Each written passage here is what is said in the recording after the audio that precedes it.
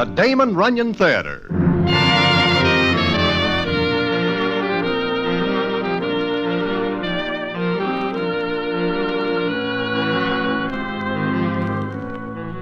Once again, the Damon Runyon Theater brings you another story by the master storyteller, Damon Runyon. And this one, Leopard Spots. And to tell it to you, here is Broadway. Thanks. Well, I am finally in good shape again after a very trying time in the city of Philadelphia, PA. How I get into bad shape concerns Spider McCoy, a prizefighter named Pigsfoot Grudy, and a citizen named Caswell Fish, who is not a prizefighter, but nevertheless gets into the ring with a common champ. And how that happens, I will tell you in a minute.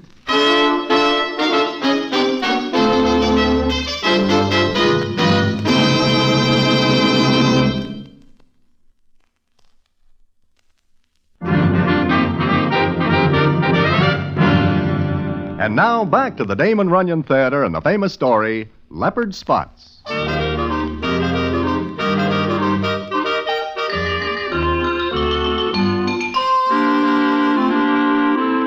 Well, I am sitting in Mindy's one night when I am joined by Spider McCoy.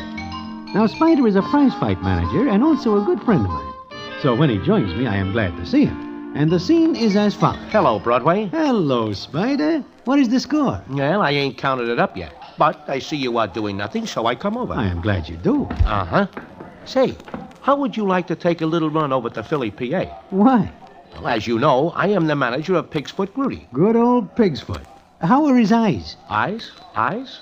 There was something wrong with his eyes? The last time I see him, they are giving him trouble from staring up at the bright lights over the ring. Oh, that. It is only temporary.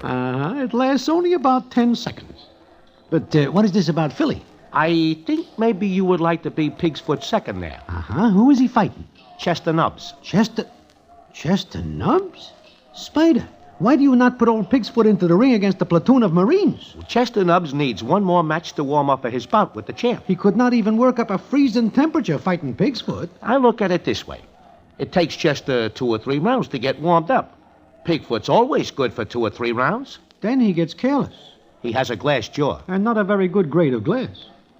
Well, it is his affair, and yours. Uh-huh. Will you be his second? The way I look at the fight, I will be his last. But, okay, I will go with you to Philly, PA.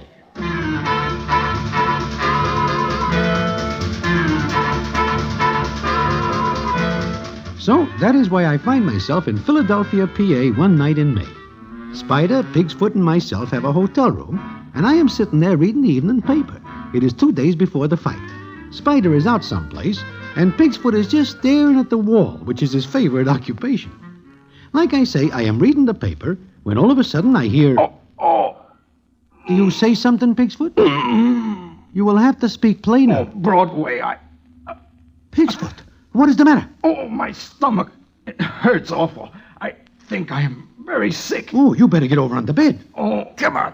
Oh, do not bend me, Broadway. Here, lay down. Well, Easy. Everything's all set. What is the matter? Spider, Pigsfoot is sick. Sick? That cannot be. He fights Chester Nubbs in 2 days. Pigsfoot, be a man. Get up. Speak to me. Oh. Maybe you better call a doctor. Doctor costs money. Look, Pigsfoot fights in 2 days. It is more than somewhat of a cinch that he will not be able to go into the ring against Chester Nubbs, bent over like a headwaiter with important customers. I guess you are right. All right. We will call a doctor. So we call a doctor, and it seems that Pigsfoot has something called an appendix, which is more than somewhat troublesome. Well, it is a few hours later, and Spider and me are sitting outside Pigsfoot's room at the hospital. Spider is saying... He has to get something wrong in his stomach. Why is it not in his head where there is nothing to get out of order? Spider, do not look now, but coming down the hall is Jack Keegan. Chester Nubbs' manager. Uh-huh. How will I explain this to him? I do not know. Maybe if you show him Pigsfoot's appendix. Well, Jack Keegan of all people. What's the idea of telling me on the phone that Pigsfoot's out of the running? That is true. Yeah? Spider, what are you gonna do? Jack, short of canceling the bout, I do not know. Listen, we ain't gonna cancel this bout. Get a substitute. What? Where will I get one? That's your problem, chum, but get one. And see that he's no better or no worse than Pigsfoot. I'm taking no chances on my boy getting rough just before he meets the champ. This is a warm-up bout, just training. Yeah, I see. And another thing. All this has Chester upset. Huh? How? I spent 2 years building him up. And I've spent 2 years trying to convince him there's nothing wrong with him. What are you talking about, Jack? I'll tell you. Chester is what is called a hypochondriac. I think he is a heavyweight. Oh, you dope. That means that he thinks he's got everything wrong with him. If he sees a picture of a handkerchief, he catches a cold. Oh, and you are afraid this will give him an appendix. This morning it did, until I reminded him that his was taken out 3 years ago. Now you gotta get a substitute and fast. What if I cannot? You will, or I'll see to it that you don't book a fight for the rest of your life. Yeah, okay, Jack. I will see what I can do. You better. And I want to see the guy you pick. So long. What are you going to do, Spider? Oh, Broadway, I do not know. Can you think of anyone who wants to fight Chester Nubbs? Nobody with a head in working order. Yeah, that is what I think. Everybody dodges him. Hey, look. There is Pigsfoot Nurse coming out of his room. I got to ask her if maybe Pigsfoot can make the grade by day after tomorrow. Oh, Miss Nurse. Yes, were you calling me? Yeah, how is he? How is old Pigsfoot? Mr. Grudy? The same. How is he? Oh, doing very nicely. He has a fine constitution. Sure. As long as he is not hit in the jaw, he is all right. Are you relatives? No, friends. Oh, well, he's fine. Nothing to worry about now. Then he will be able to fight the day after tomorrow? Fight? What are you talking about? He means go into the ring and fight. Are you... Oh, you're joking. No. That's ridiculous. You'll have to excuse me now. Say, she is not a bad looker. In fact, she is almost 100% perfect. Yeah, I noticed that, too. Maybe Pigsfoot is luckier than we are. Pigsfoot. I stopped thinking about him for a couple of seconds. Oh, well, come on, Broadway. Let us hunt up a substitute for the fight. We leave the hospital, and Spider is feeling pretty bad. We are walking down the street when suddenly Spider stops and says... Broadway, look. Where? Leaning against the lamppost, up ahead. So? I see a citizen of these parts. What about it? Look at the size of him. What do you think he weighs? Oh, roughly 200. Now, listen. Let's go up and talk to him. What about? About fighting. You are crazy. He is a stranger. So much the better. I will have an advantage over him. Come on. How do you do, young man? Huh? Oh, hello. Can you direct me to Oliver Street? Oh, I'm sorry, but I'm a stranger in Philadelphia. Oh, so? I take it you are from someplace else. Bellburg, Pennsylvania. Bellburg? Oh, sure. Nice city. Nice city. Oh, it's not a city, just a village, but I like it. Yeah, certainly. How does it happen you are standing here just doing nothing? I'm waiting for my fiancée. She's a nurse in the hospital. Well, this is a coincidence for sure. I, too, have a friend in the hospital. Do you work here in Philadelphia? Oh, no. I came here to visit Babs, my girl. She'll be off in an hour. Then you have an hour to kill. Well, yes. Why? My name is McCoy, Spider McCoy. Well, I'm pleased to meet you. My name's Caswell. Mr. Caswell, I'm glad to meet you. Oh, that's my first name. My last name is Fish. Indeed. That is a coincidence also. My mother's cousin's name is Haddock. Oh, this is my friend Broadway. Broadway, meet Mr. Caswell Fish. How are you, Mr. Fish? Fine. You are on a vacation, Mr. Fish? Well, sort of. I came to tell Babs that just as soon as I've got $200, I'll buy a half interest in a lunch wagon back home, and then we can be married. Uh-huh. Then I take it you do not have the 200 fish, dollars? Why are you asking all these questions? Look, there is a coffee shop across the street. Why do we not repair to it and talk? What about? About $200? Maybe even $250? What are you up to, Mr. McCoy? My ear's in trouble. But you can help me, and I will be able to help you realize your dream of having half a lunch wagon. Let us go.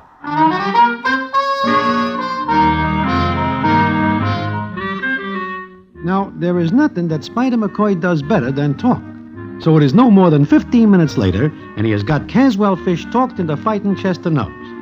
I am not happy about this because I am beginning to like Caswell. He's a nice young guy, but the thought of $200 gives him a case of temporary insanity. Caswell agrees to meet Spider at the gymnasium to start training. He has got 1 day to get ready. Then at the gym, the scene is as follows. Well, Broadway, I feel much, much better. Look, Spider, what about this Caswell? He knows nothing about fighting. He knows nothing about Chester Nubs. What he does not know will not frighten him. But the odds are a little more than 6 to 5 that Caswell Fish will take a terrible shellacking. He is big and strong. He will recover quickly. Besides, does he not get his 200? How much do you get? 1,800. But look at all the worrying I do. For who? Now look, I am making Caswell Fish very happy. He gets his dough. He buys half a lunch wagon at Bellberg. Gets married. I have a funny feeling that the wedding will have to be postponed until he is able to enjoy it. Shh, look. Here comes Jack Keegan. Well, Spider, where is he? Who? Didn't you call me and say you'd found a boy? Oh, sure. The Leopard Kid. The who? The Leopard Kid. He is called that because of the animal in him. Never heard of him. Between you and me, neither does anyone else. What? Look, Jack, you know the fans will pay to see Chester fight, even if he goes into the ring against his own grandmother. What difference does it make who the Leopard Kid is? Spider, so help me. If you're pulling a fast one, I'll kill you. I didn't bring my boy up from Ham and Egg Prelims to see him get shelled by a lucky palooka. Jack, this can never happen. It better not. Now, another thing. Chester goes to see Pigsfoot at the hospital. He sees Pigsfoot's nurse there, and he falls in love with her. What is the matter with that? Just he has stopped training to be at Pigsfoot's bedside because Babs is there. Oh. I am now going to drag him away from Babs Kugel. I'll come back later and see your boy. Spider, what if this Caswell Fish does get lucky? Not a chance. Watch it. Here he comes. Well, Mr. McCoy, it's all set. I called my girl and told her I took a job upstate and won't be back for a week. You see, that way she won't know I'm going to fight. I don't think she'd like it. Sure. Now, we better get to work. Sure. Gee, $200 just for fighting. You ever fight before, Caswell? No, I don't like to. You do not like to. I see. But I'll do it, because it means Babs Kugel will become Mrs. Cas... What is her name? Babs Kugel. She's a nurse. Why? Nothing. Nothing at all. Except that I think I will need her very soon.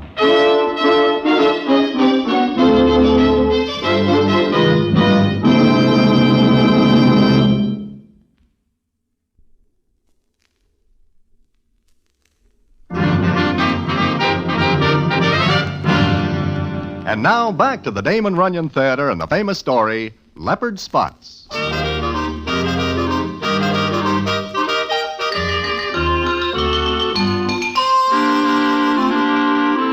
Well, that is all I need to hear. That Babs Kugel is Caswell Fish's doll, and that Chester Nubs is also in love with her. It is later that same afternoon that Jack Keegan comes back to the dressing room to take a look at Caswell. And the scene is as follows. So, this is the Leopard Kid, eh, Spider? Sure. What do you think of him, Jack? He don't look like a fighter. Oh, I'm not. Huh? What he means is he does not compare with Chester Nubs. Oh, I see. Spider, Broadway, I want to talk with you. Sure. Go get dressed, Caswell. Okay. What is the matter, Jack? Look at his skin. It's all white. What do you want, a color movie?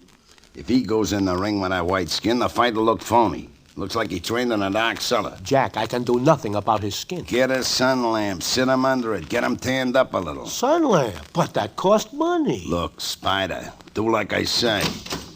And he better look good. Oh, how do you like that, Broadway?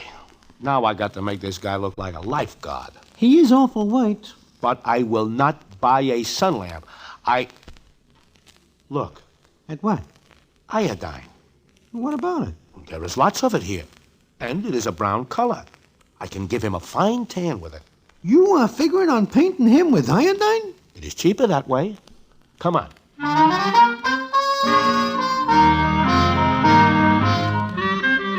And it is done. Caswell puts up a cake, but Spider starts talking again and raises Caswell's end of the purse to $235. After about 2 minutes, the iodine starts to sting and has to be washed off. But there is a catch.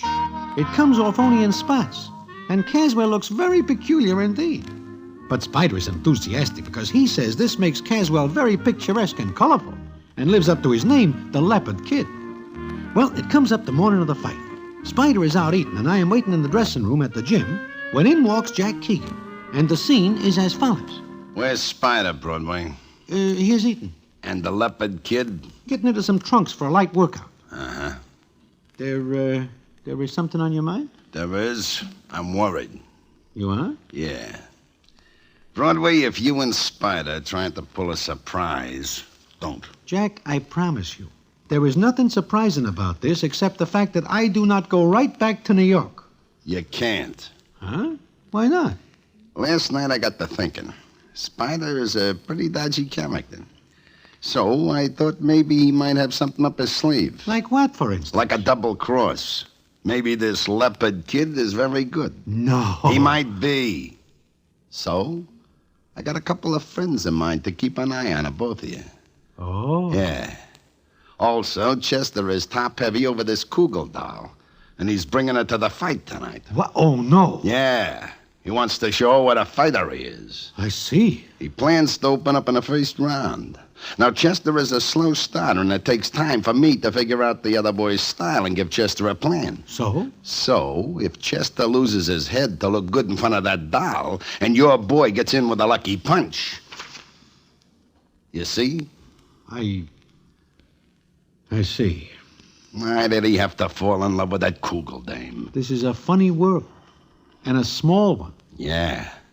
And it'll get smaller for you and Spider if anything happens. Remember what I said. Did he say Kugel? Huh? Well, Caswell, I do not see you standing there. I am. Broadway. Did he say Kugel? It must be some other Kugel. He meant Babs, didn't he? Babs? Babs? Who is Babs? You know who she is, my girl. Now, look, Caswell. So, as soon as my back's turned, she's untrue. Now, look, Caswell. All right, let her be. But I'll show that Chester Nubbs a thing or two. You will what? I'll kill him. I'll go right after him. He will murder you. Maybe, but not before I show him a thing or two. Believe me, Caswell, you will show nobody anything but how still you can lay down on the canvas. I heard what Keegan said. You're afraid for your own skin. No. Well, not only that, but you will get hurt, maybe real bad. I'll take that chance. Come on, train me. Oh, the fight is tonight, and you say train. I've got to get in shape. Caswell, look, there is a way out for all of us. Get sick. Have an appendix. Mine was taken out 10 years ago. Well, catch cold. No. Get sick in any direction, any way. The fight will have to be postponed. I'm going to fight Chester Nubbs and show him and Babs Kugel a thing or two. Now, I'm going to train.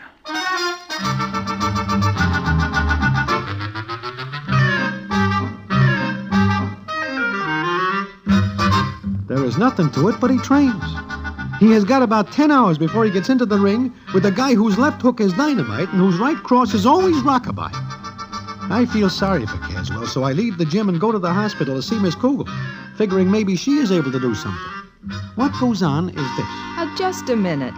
Are you trying to tell me that this leopard kid is Caswell? For the last 10 minutes, I am making noises like that, yes. That's utterly ridiculous. It is, but it is also true. You're telling the truth? I am telling the truth. Well, he lied to me. He said he took a job upstate. But he only does this so he can get the money to marry you, Miss Kugel. Well, he could have come to me and told me. I do not think you have much room for criticism, Miss Kugel.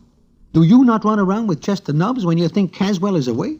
Does Caswell think I'm in love with Chester Nubbs? He leans in that direction, yes. What is funny? Oh, nothing. Nothing at all. Look, you have got to stay away from that fight tonight. If you go, Chester will try to show you what a great fighter he is. Caswell will try to kill him, and there will be nothing left of Caswell. To say nothing of what'll happen to you and Mr. Spider McCoy. Go to Caswell. Tell him he has got to get sick. I certainly will not. But do you not care for him? That's my business. Miss Kugel, you will either be his wife or his nurse. That's his business. All right, all right. It is his funeral. Well, are you finished now? I think I am. In more ways than one. If you'll excuse me, I'm on duty. There are patients. Tell him to move over. Goodbye, Mr. Broadway. Oh, please, little miss, wait a minute. Think it over. If you will not go to Caswell and get him to get sick, at least be absent from the fight tonight. I've never been to a prize fight. Maybe I'll enjoy it. Not this one. If you do not come, maybe Caswell will think better of what he wishes to do. And Chester Nubbs will not try to show off. Mr. Broadway, you're not a woman. I admit that fact. But what good is that in this discussion? Well, it's rather flattering to have two men fighting over you. Yes, it is. I think I'm going to like it. I'll be there tonight. But what about me? We have lovely rooms here, and you'll get the best of care.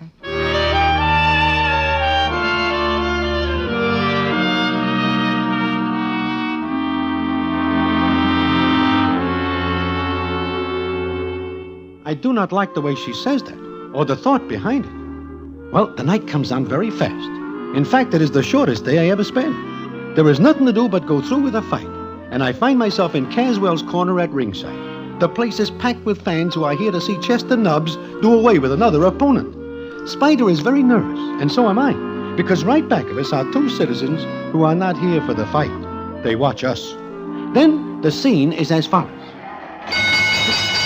Ladies and gentlemen, this is the main event of the evening. Broadway, do you see Miss Kugel? Yeah, I see her. She is sitting right behind Chester's corner. I'll show her a thing or two. And him, boy. Now look, Caswell, do not be rash. If you see or smell anything like a glove coming your way, just lie down. And do not move until you feel me lifting you up. Look, she just passed a note to him. It's a love note. Oh, I'll show them a thing or two. Now just take it easy. Pennsylvania, the Leopard. Come on, that is your introduction. Spider leads Caswell to the center of the ring. And I notice something funny. Chester Nubbs stays away from Caswell. Does not even shake hands with him. Then Spider and Caswell are back in the corner.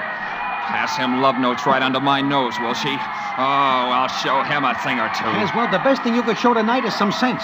Keep away from Chester Nubbs. I'll kill him. My career is over here and now.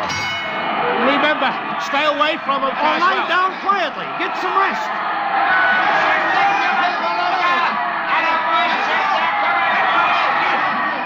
Broadway, do you see what I see? It looks to me like Chester is staying away from I do Caswell. not understand.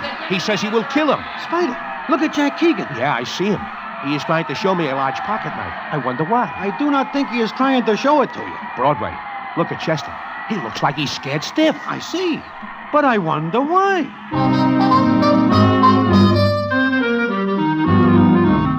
Well, that is the way it goes.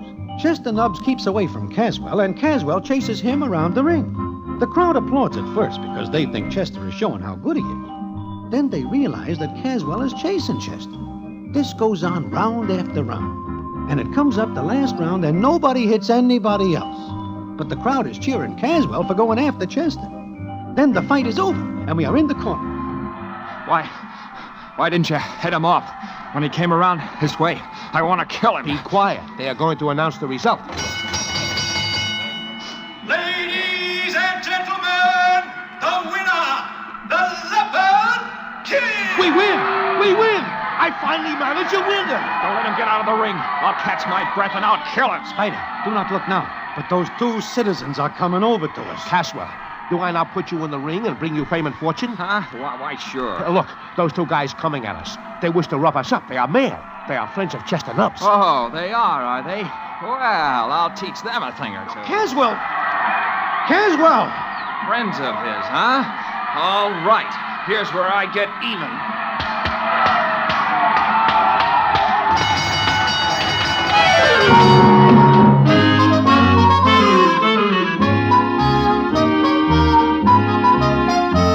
It is all over in a little while. Caswell cools off Keegan's boys, and the gendarmes get us to the dressing room. Now, that is not the end of the story. The payoff comes a little later, and I will tell you about it in a minute.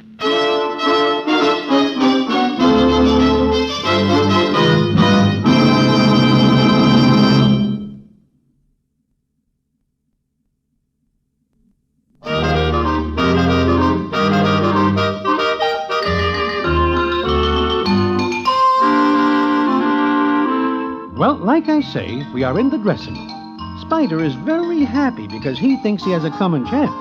Although I know something is more than somewhat wrong. Then the door opens, and the scene is as follows. Caswell. Babs. Oh, you big boob. You might have been hurt. Now she remembers. Miss Kugel, you are going to marry the heavyweight champion of the world. I am not. Oh, so you don't think I can fight, huh? Chester Nubbs knew I was mad. That is right. Chester sees the killer instinct in Caswell's eyes and is afraid. Caswell, do you think you can get that look again? All I have to do is to think of Babs and that Nubbs. Oh, what's so funny? Oh, you big lummox. I love you. But Chester Nubbs. Why, Chester Nubbs was only an interesting case, a hypochondriac, one of the finest cases I've ever seen. Miss Kugel, please leave. I wish to take my boy away. He is a great fighter. Fighter? Caswell, you and I are going back to Bellburg and be happy. You and I. But my career. Look at you. Mr. Broadway, look at him. I am looking. Oh, what do you see? Caswell fish. Caswell fish with spots all over him. Big brown spots. Those spots won the fight for you big idiot. What are you saying, little miss? Because Chester Nubbs is a hypochondriac. I sent him a note just before the fight began. Oh, yeah, that love note. What about that? Love note? Well, maybe you've all learned your lesson, so I'll tell you. That note said Caswell has a very contagious disease, and just getting near those spots would prove disastrous. Now get dressed, Caswell. Oh, okay, Babs. Broadway, there goes my career. 2 times in one night.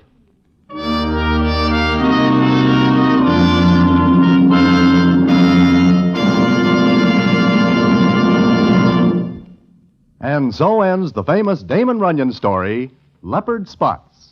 Listen in again next week for the Damon Runyon Theater.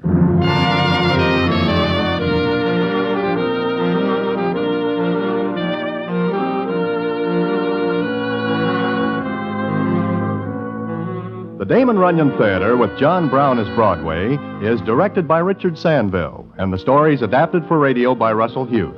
Vern Karstensen is in charge of production. This is a Mayfair production.